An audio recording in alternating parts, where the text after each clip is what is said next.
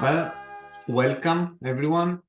It is my first time doing a webinar, so it might not be perfect, but I always aim to be as close to perfection as possible. Thank you for writing who is home inspector and some and who is realtor or homeowner. That's a class that I want to have for everyone. Mainly for realtors, but everyone can get some tips from here and hopefully apply them to real life. So as home inspectors, you can maybe keep some notes for things you might apply in your business. And I will ask with one like question. So what did you study as kids? What was your major? For some could be biology, chemistry, math that they wanted to follow. They wanted to be instructors, mathematicians, who knows. But looking where you are now, we are all sitting in this room, and where life brought you. Did you follow what you studied? Did you follow what you needed? Did you become a home inspector because that's what you wanted always? Some yes, some no. But I'm from Greece, and allow me to bring Socrates as as an example. He was a philosopher, and he said one thing that I love. He said, "I know one thing that I know nothing." And what does that mean? That whatever I do, I go with the mindset that I don't know anything. And what that allows me to do is to learn new things. So here we are, this webinar, we aim it to be a real life tool for the inspectors, but for realtors mainly, but as I said, everybody can learn. And hopefully we will get some education all together. And from that education that I may transfer to you, then you can actually educate your realtors, your inspectors, your family. This is my view, and maybe another inspector in another state not do the things or the way that I do it. So that's perfectly fine. There's no right or wrong. Feel free to keep notes, and I would love to ask any questions of yours in the end, just because I like to have a process. But yeah, so let's dive into the decoding a home inspection report. All right. So first of all, who am I? Like, who is this guy with a thick accent that is here to teach you, right? Uh, well, I am, as I said, from Greece. I was born in Athens, and I met my wife that she's from Athens too, but Athens, Georgia, not Athens, Greece. It's a nice thing though that we started with something common for when we first met, icebreaker. But then I went from construction to home inspections. I came in USA in 2012, and actually as of last year I have my dual citizenship. But I went to construction management. I got my construction management degree, and then I was working in construction at the same time. And from that, my boss was like, you annoy me. Because we were going for one project, and I was like, but that's wrong, and that's wrong. From what we learned, that's wrong too. Did you say something to the owner? Maybe, you can get more business. So he's like, you know what? You need to become a home inspector.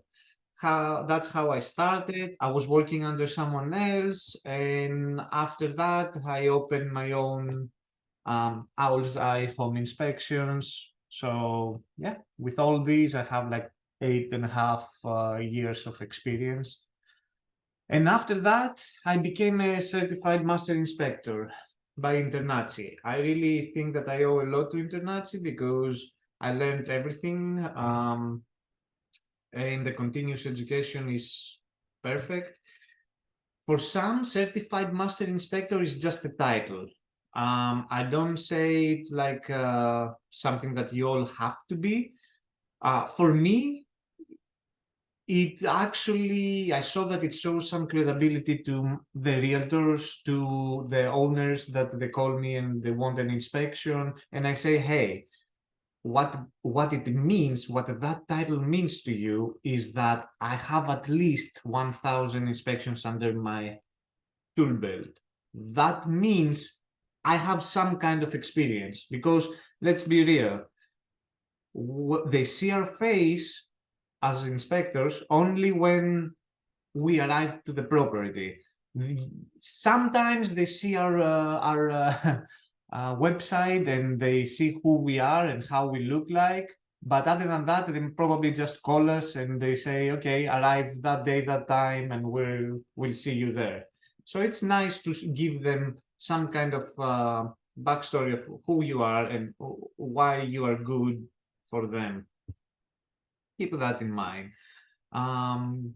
You can talk to them about experience. You can talk to them about the certified master inspector. It's something that makes you unique. Now, let's continue, just so you could have a backstory. That's what I wanted. Okay, so what to expect from a home inspector? And as I saw here, a lot of you are already inspectors. So we want to give the minimum, right? But the minimum should be the best. So the minimum should be the best standards that you can provide. You don't want to give to them to know that you are not experienced. You are new. You might be new, but you still can be good because you learned your things. You went to your classes. You did your mock inspections. So you want to explain all these.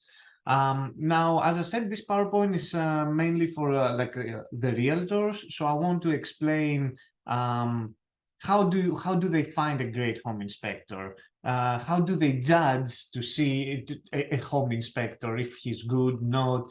And before we dive into to decode the report, allow me to explain a few things that I at least apply, and maybe it can help you as home inspectors or as a realtor to know what you want to look for. All right. So I know, you can be about it, but we all know that some realtors call some of the inspectors deal killers. But what is a deal killer? Is it the one that just does a good job? Is it the one that does too good of a job, too thorough? But what are we supposed to be? We're supposed to be detailed. We're supposed to be honest, and that's what you want from your inspector. Thorough inspection is important for you as realtors, as homeowners, as my clients, as everybody, every inspector's clients. Detailed report is even more important to me, at least. If we miss deficiencies, there is a problem, right? Of course, you don't want to miss deficiencies. But if we cannot communicate the deficiencies we did find properly to the clients, then there is a big problem again. We need to find that fine line and walk on that line.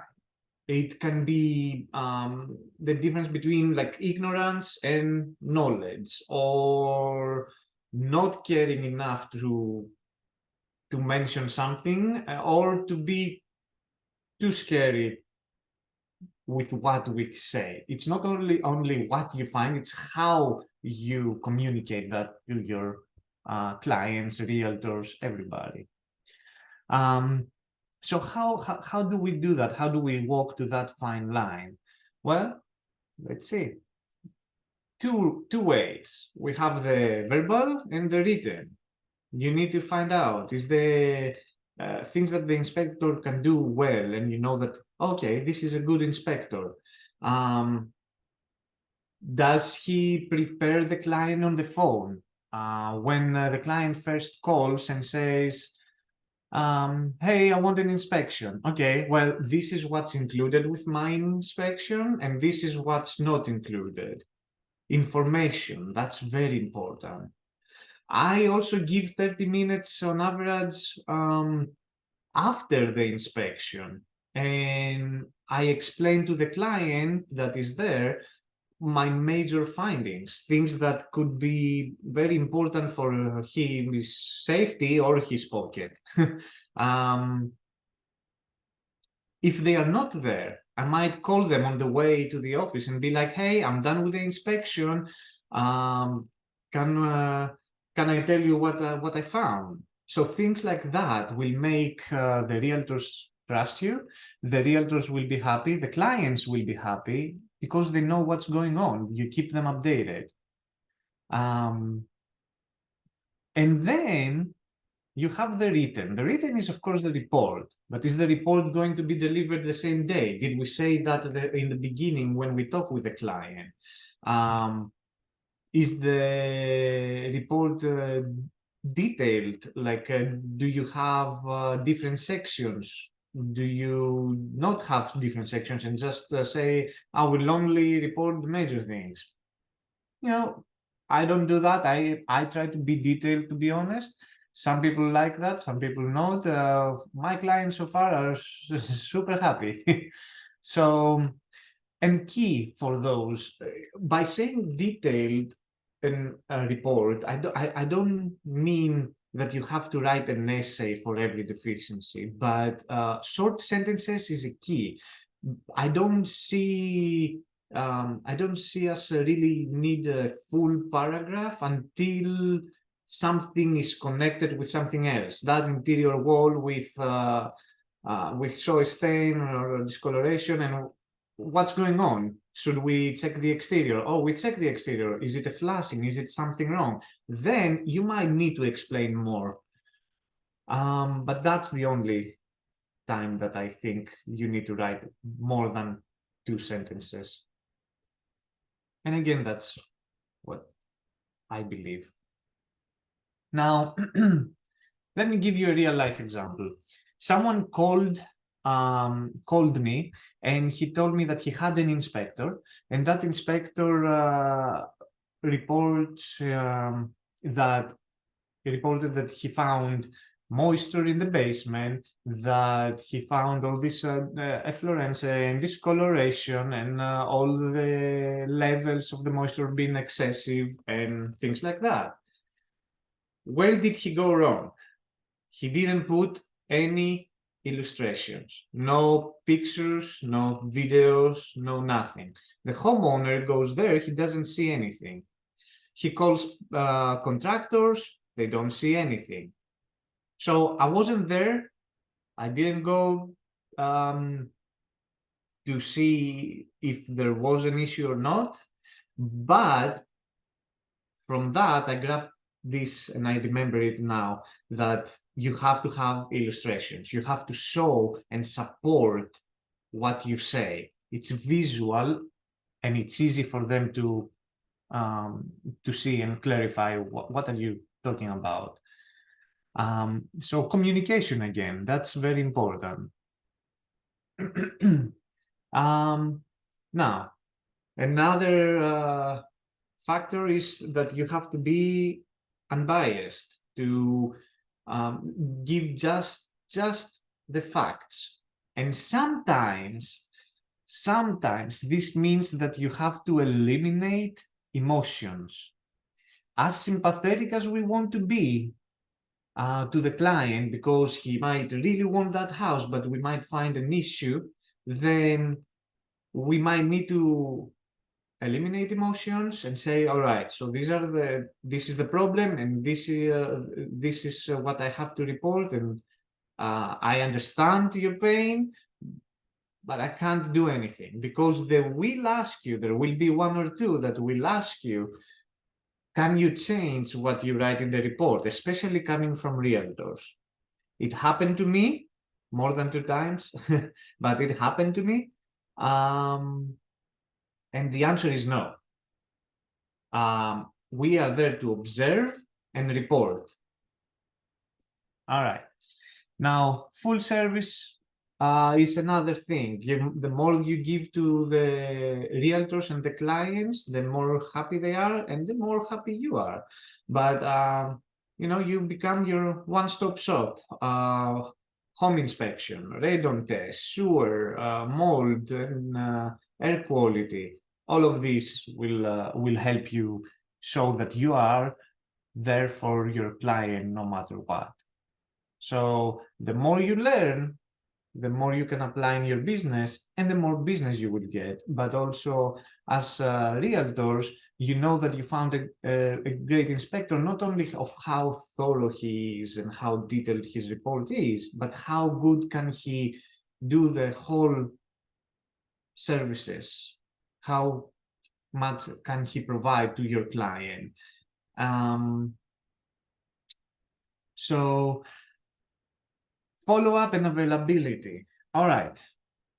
To me, one of the most important things, because a lot of people are 9 to 5 guys and they disappear, and actually the client is scared after reading the report and after work, let's say, they go home, they read the report, they're scared, done.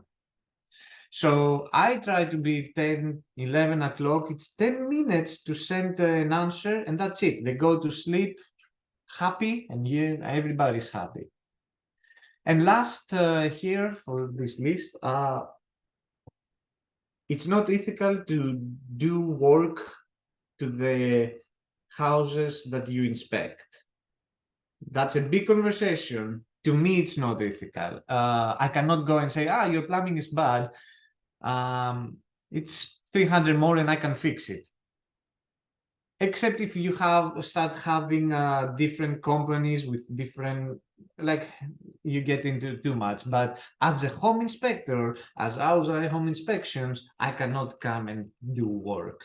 But we have network, a network that we have people that we work together all the time. We trust. We really put our name out there when I refer these people to my clients. So do you want a plumber? Okay, you know what? I have someone that I know that he's doing a great job. I don't know his pricing. He might be expensive for you, but I know that he's doing a good job. And that makes realtors happy. That makes the clients happy. And of course, that makes me happy. So inspectors is ideal to have not any, but great trusted connections. All right. Now, sorry, as I said, I'm Greek. I will throw some Greek on you. And Zeno, as you might know him, he was a Greek philosopher that he said, we have 2 ears and 1 mouth. So we should listen more than we say. And that's kind of funny because I say that to you while you are listening and I'm the one that is talking. Okay. But this is very important. Why? Because now we go to the really important things. The most important part of this webinar for all the agents, the realtors, the clients, the inspectors, when they receive the client's 50 pages of inspection, 50, 800, 800, I'm sorry, 80 pages, they are overwhelmed. The reports might be really overwhelmed. So then the clients are stressed, they make their realtors stressed, and the realtors put pressure on us. So softwares have links now for online report, and that looks better, but still the PDF version can be pretty bad because you might have one picture in one page and that's it. So yeah, you have 50 pages, but 10 of them might be pretty much nothing and we can't do anything as home inspectors because it's the software. But in the end of the day, everything will fall in place as long as we use easy words and explain like we talk to little kids with respect, of course, but to explain to them what we found, what's the issue, and that is where we're going now. That's why you all came here. All right. So, what does it mean? These are words that you see in the report. These are words that the inspectors use, and some of these are very important, but maybe blend in there in the report. And especially when you have 50 to 80 pages, you might skip something as a client, as a realtor. So you want to pay attention to these, but also you want to understand what do they mean, because they will be repeated again and again and again. So I will try to translate them for you. And yeah, let's dive to see what do they really mean. All right.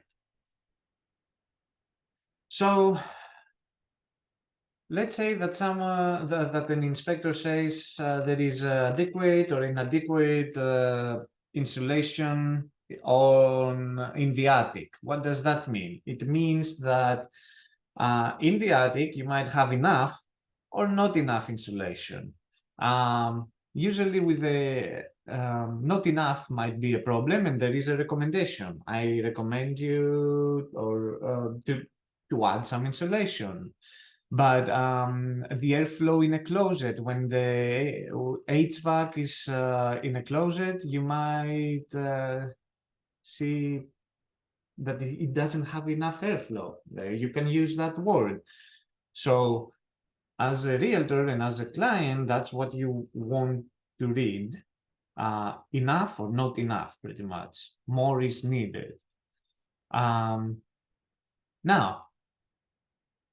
and again, some people might be like, oh no, I don't say that word. And I am one of those. I don't say the M word. Substance, growth, you can have any other thing, but not mold in the report. Why? Yes, we see it. It might be mold, yes. But not only its liability, but it's also educational issue for us to say that it's something without having tested it and got lab results. Okay, it's mold, yeah. What kind of mold? How dangerous? How was it there? How to solve the issue? All these are questions that you can answer from your experience as home inspector. But in the report, in order to use the word mold, I strongly suggest you to have it tested and know exactly like details of what kind and what is it and things like that. So when you see in the report substance, growth, that kind of means mold. Some they say discoloration, some they say growth, things like that. So that's very important. Now, hydrostatic, sorry, can't talk. Hydrostatic pressure.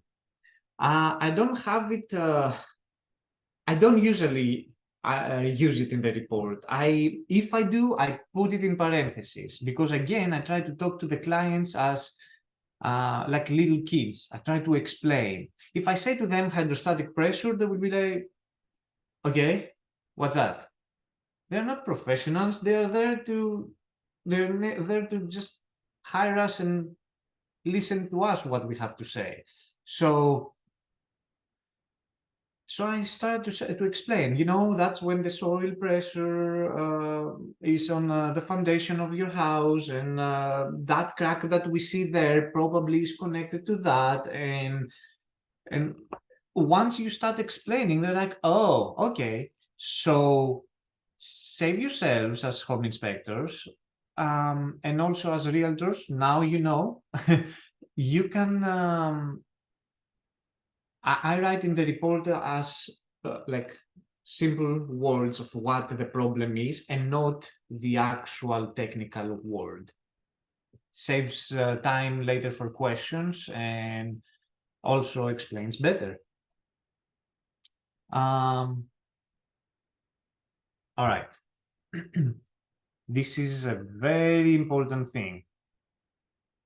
In the report, you will see past tense. You will see at the time of inspection, observed, appeared, was. I don't say I see now. I don't say there is now. Why? Because who knows how many people went to that property after I left? Who knows what will happen after I left? There are contractors, other buyers, agents, sellers, movers, things that happen either way. Let's say that we have cold weather and after I leave, something burst and boom, you have a leak. So at the time of inspection, I saw this, I saw that. Past tense. It's important. Keep that in mind. I saw that we have some new inspectors here. Keep that in mind. It's very important. Realtors, please, now you understand why the past tense. So, discoloration or deterioration. Well, that's evidence of an issue. Let me say this. Sometimes I've been asked on the phone, like we arrange an inspection and they call me and they say, hey, George, like, should we cancel the inspection because it's a rainy day?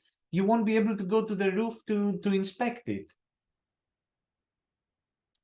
Let me see, if we take a minute, would you mind writing on the chat, should we skip an inspection in a rainy day? Yes or no? I will just give you like 30 seconds to see if I'd like some interaction here.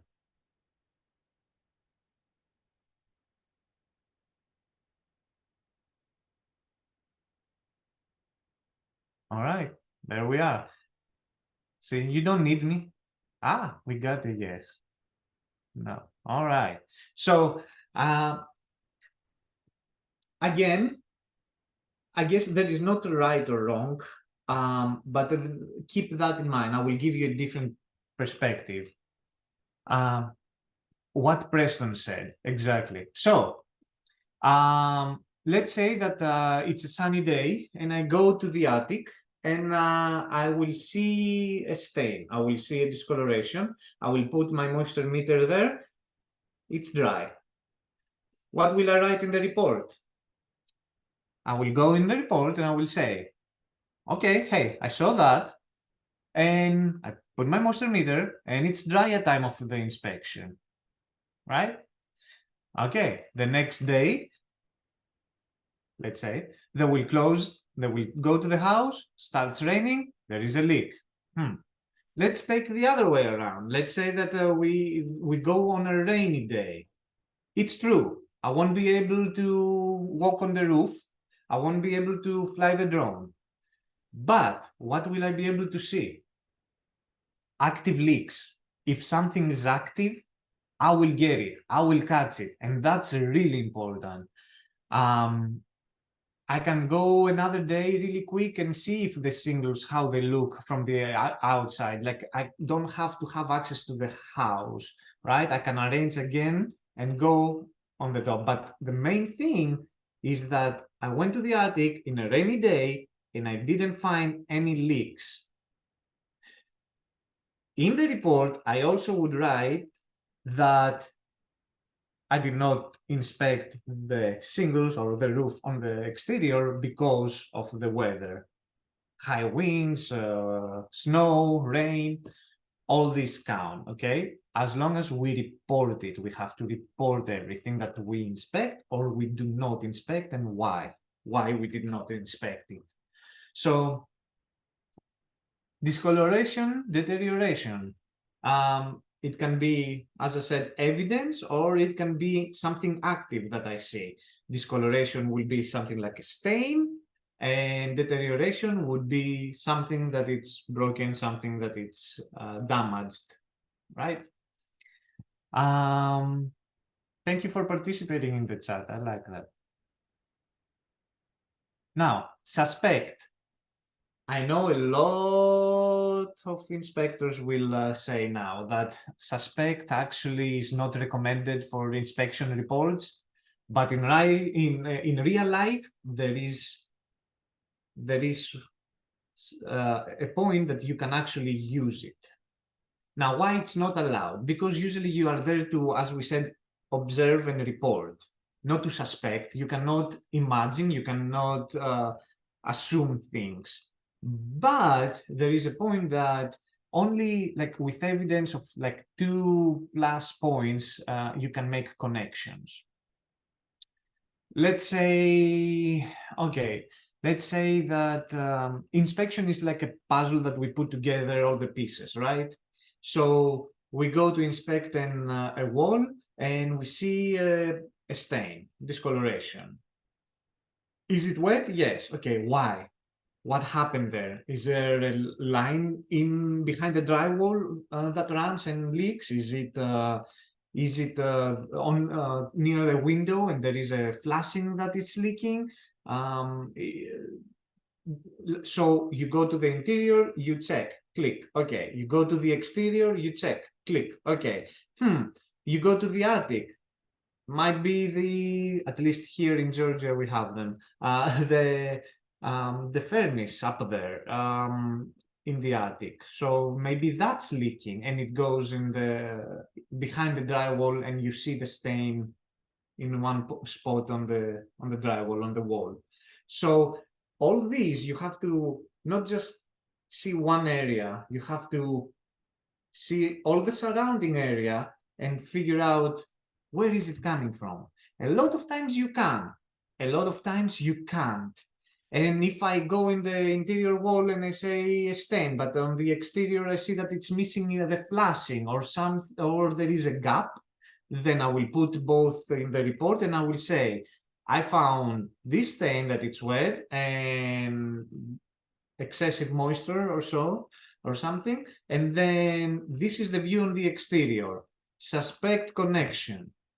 Then you, in my opinion at least, you are allowed to say you suspect that. But of course, you have to recommend further review, evaluation, and repair as needed by a licensed contractor. Now, we go to the last one. Review, repair, replace by a licensed contractor or qualified contractor. In a lot of situations, a home inspector has to be either licensed or certified. If you are not, if you are in Georgia, the home inspectors they are not expected to be licensed. They don't need to. They are not required. But that's why we go through InterNACHI. We get our certificate, and we become master inspectors. And in general, we try to provide information to the clients and the realtors that, hey, we know what we are doing.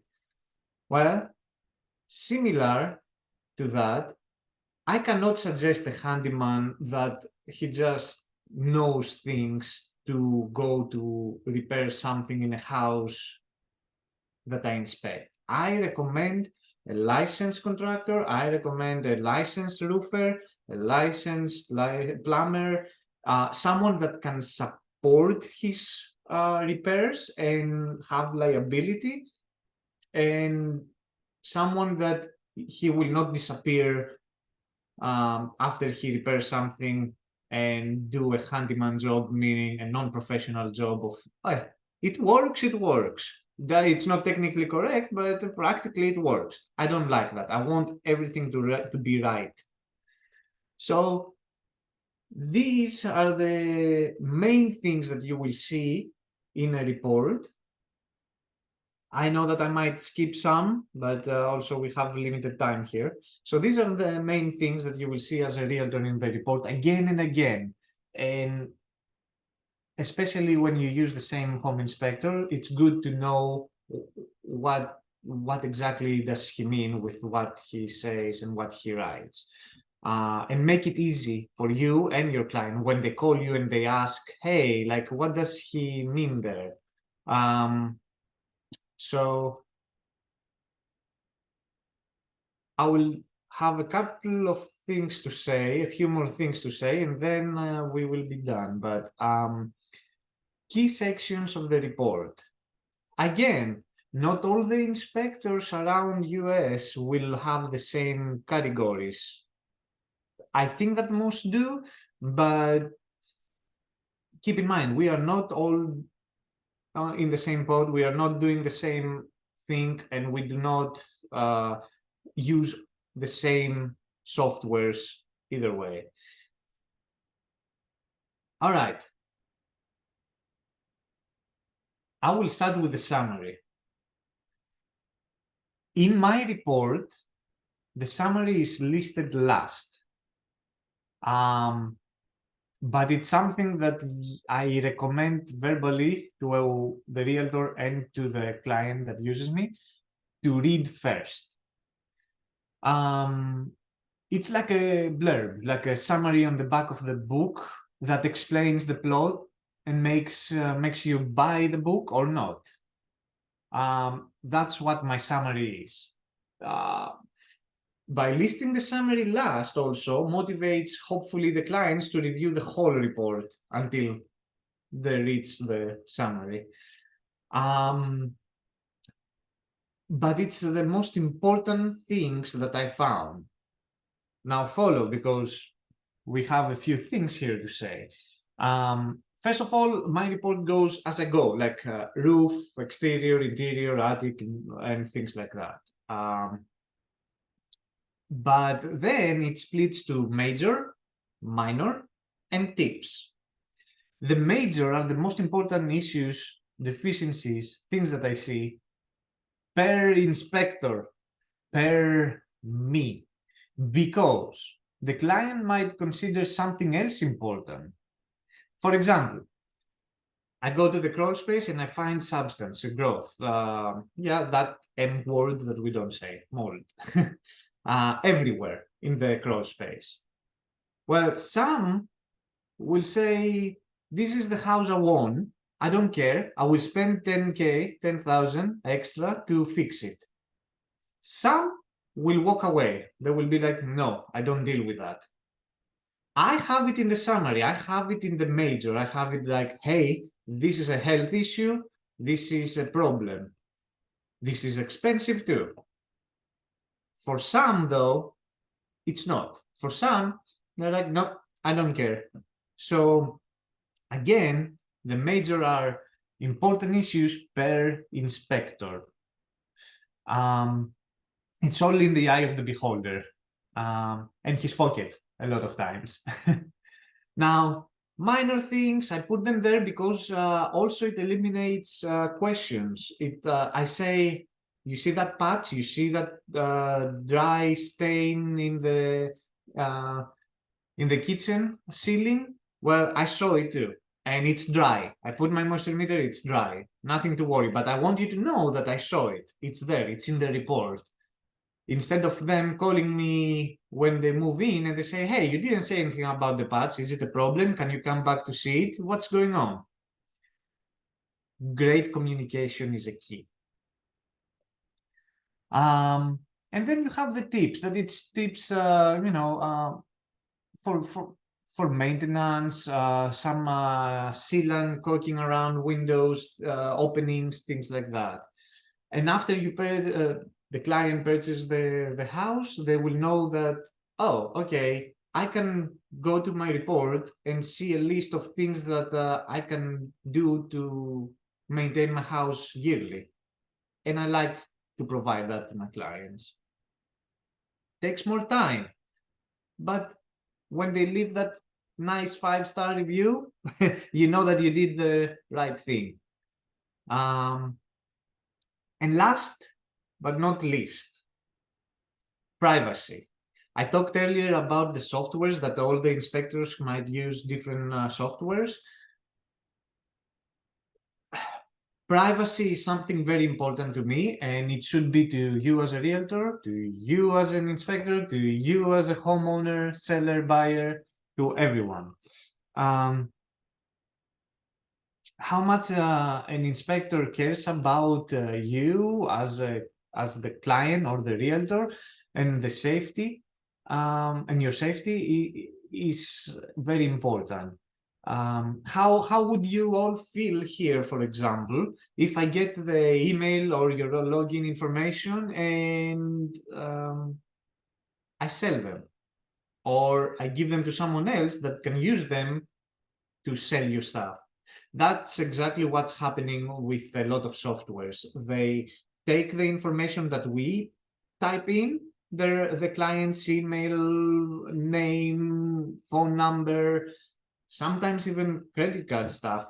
That's why you have to have really good, secure protocols. And what do? They take them, and either they use them to call our clients for to sell stuff like internet connection, security programs, warranties, and things like that, or they sell them to other companies and then they get money. There are some inspectors that they know these things, and from those inspectors, some that they care and some that they don't. I care. That's why the software that I use, I made sure from the beginning to ask, and the owner said that he does not give any information. They are private. So yeah, and there are some other inspectors that they don't know these things. They don't know that their own software does that. So it's a good opportunity, if you are one of them, to get to know it now. So maybe a good question would be to ask your inspector, am I secure with you? Is my privacy secure? Am I still keeping everything private when I choose you? So keep that in mind. I do see one question. I see it. I will answer soon, Tom. Now do me a favor. Write in the chat as well, or please let me know verbally if you enjoyed the webinar, if you learned something, even if it was one thing new, that would be great. I would love that. Some of you might agree, and some of you might not agree with some things that I said. But for inspectors, I hope that I said something that really worth to consider it, to use it in your business. For the realtors and agents that we have here, I hope that you can read between the lines now of the report and or understand the report better.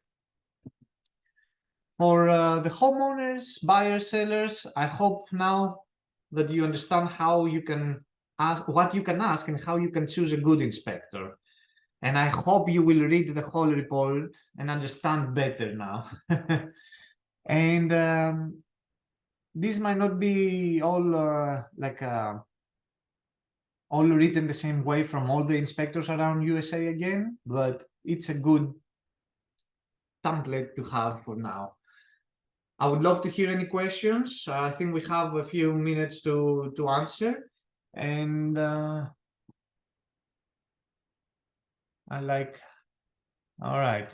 As I said, this is my first webinar, so I will try to answer all the questions from the beginning that I see. I appreciate that you all got some good information here. Now, Tom asks, which software do I use? I'm not trying to sell anything. I personally use Inspector Toolbelt. Ian Robinson is the owner, and one thing that I love about them is that even on a Sunday when I had a question, that I had the problem, they solved it within literally 10 minutes. Their customer service is amazing. I don't know how they do it. And then the privacy is important. And the great communication. I made my own template, and honestly, I recommend them. But yeah, Not trying to sell it. Just answer the question. All right. I think I appreciate all the good comments. Do we have any other questions? All right. Well, if you don't have any other questions, yeah, that would be it. You can feel free to exit.